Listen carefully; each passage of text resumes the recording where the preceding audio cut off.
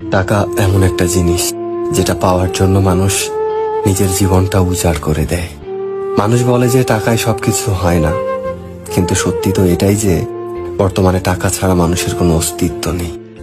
হাসপাতালের অসুস্থ মানুষটা জীবনে বাঁচা মরার সাথে লড়াই করে চলেছে, কিন্তু ডাক্তারের প্রথম কথা হলো যে আগে টাকা জমা করুন, তারপরে চিকিৎসা হবে।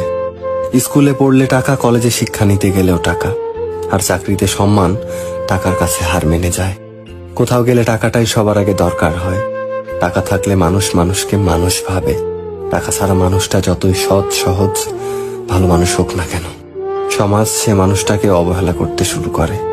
বাস্তবতা তো এটাই যে টাকা শুধু দরকারই হয় না, আজকাল মানুষের সব থেকে বেশি প্রয়োজনীয় জিনিস হয়ে উঠেছে।